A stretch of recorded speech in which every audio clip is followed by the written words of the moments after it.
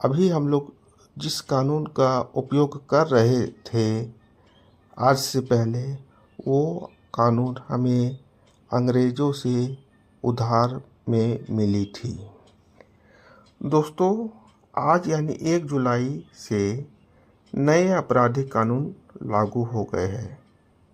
पिछले साल संसद द्वारा पारित होने के बाद आज से ये सभी प्रभावी हो जाएंगे।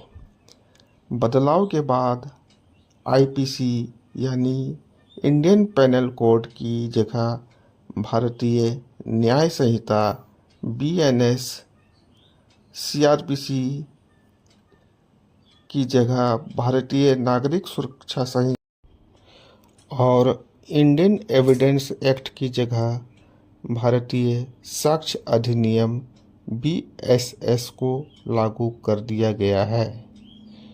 इन नियमों के तहत आज दिल्ली में पहली एफआईआर भी हो गई, मतलब बोहनी हो चुकी है। नए प्रावधानों में वैसे तो छोटे बड़े बदलाव हुए हैं, लेकिन अहम मुद्दा आतंकवाद का भी है। दोस्तों, देश में अभी तक आतंकवाद की परिभाषा भी डिफाइन नहीं हुई थी, लेकिन इस कानून में इसे परिभाषित किया गया है। इसकी वजह से यह है कि आईपीसी में आतंकवाद को लेकर कोई स्पष्ट परिभाषा थी ही नहीं, जबकि नए कानून के तहत आतंकवाद को विस्तार से परिभाषित किया गया है। इस परिभाषा के तहत जो भी भारत की एकता, अखंडता, संप्रभुता, सुरक्षा, आर्थिक सुरक्षा के लिए खतरा पैदा करते हैं, तो उसे आतंकवाद की कैटेगरी में रखा जाएगा। दोस्तों, विदेशों में हमला भी माना जाएगा आतंकवाद। आतंकवाद को लेकर भारतीय न्याय संहिता की धारा 113 में सारी जानकारी दी गई है। देश के बाहर भारत के किसी भी संपत्ति को नुकसान पहुंचाना भी अब आतंकवादी घटना माना जाएगा। पिछले कुछ सालों में अमेरिका, कनाडा, ब्रिटेन आदि जगहों पर भारतीय दूतावास पर हुए हमलों को भी आतंकवादी घटना की श्रेणी में रखा गया है। दोस्तों, इसके अलावा नकली नोट या सिक्कों का चलन या उनकी तस्करी को भी आतंकवाद की कैटेगरी में रखा गया है। दोस्तों, नए कानून के तहत बम विस्फोट को तो आतंकवाद माना ही गया है, लेकिन बायोलॉजिकल, रेडियो एक्टिव, न्यूक्लियर या किसी भी खतरनाक तरीके से या रासायनिक हमला या जैविक हमला की घटना को भी आतंकवाद माना गया है।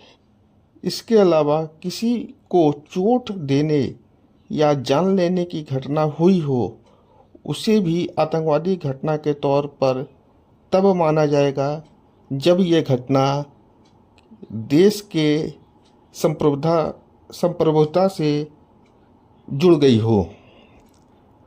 दोस्तों, नए कानून के तहत यदि किसी को ये पता चला हो कि कोई संपत्ति आतंकी गतिविधियों के जरिए हासिल किया गया है और वह इसके बावजूद उस पर अपना कब्जा रखता है, तो वो भी आतंकी घटना होगी। इसके अलावा भारत सरकार, राज्य सरकार या किसी विदेशी सरकार को प्रभावित करने के लिए किसी व्यक्ति का अपहरण करना या उसे हिरासत में रखना भी आतंकवाद ही माना जाएगा। दोस्तों, नए कानून में राजद्रोह को समाप्त कर दिया गया है, लेकिन भारत की एकता, अखंडता को खतरे में डालने पर देशद्रोह शब्द जोड़ा गया है, जिसकी धारा बीएनएस 152 है। दोस्तों, मॉब लिंचिंग बीएनएस की धारा 103(2) के तहत अधिकतम मौत की सज़ा का प्रावधान रखा गया है। दोस्तों, भारतीय न्याय संहिता के तहत नए कानून में धाराओं की संख्या 511 से घटाकर 358 की गई है। इसके तहत 20 नए अपराध जोड़े गए हैं, कई अपराधों में न्यूनतम सजा का प्रावधान है। साथ ही छोटे छोटे अपराधों के लिए सामुदायिक सेवा का प्रावधान किया गया है। वहीं कई अपराधियों के लिए जुर्माना बढ़ाया गया है और सजा की अवधि में भी इजाफा किया गया है। दोस्तों, नए कानून को लेकर दावा है कि आम लोगों के लिए छोटी से छोटी शिकायत दर्ज कराने के लिए थानों के चक्कर लगाने या पुलिस को रिश्वत देने की दिक्कत खत्म हो जाएगी। इसके अलावा हत्या, लूट, दुष्कर्म की भी ऑनलाइन एफआईआर दर्ज हो जाएगी। एक जिले में हुए अपराध की 0 एफआईआर दूसरे जिले में कराई जा सकेगी। थाना क्षेत्र का हवाला देकर पुलिस लोगों को टाल नहीं सकेगी। केस दर्ज कराने के बाद जांच से लेकर आगे तक की कार्रवाई तक की सूचना मोबाइल पर एसएमएस के जरिए फरियादी को दी जाएगी और ये दिया जाना अनिवार्य भी होगा। तो दोस्तों, ये है हमारे देश के नए कानून का एक छोटा सा प्रारूप। अब ये कानून कितना अच्छे ढंग से प्रभावी होता है और इसको नई न्याय व्यवस्था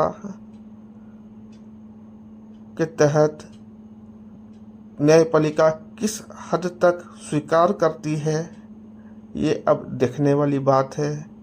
तो हम लोग अब आज से नए न्याय व्यवस्था के साथ चलेंगे। तब तक के लिए हमें इजाज़त दें। सब्सक्राइब करें। जय हिंद।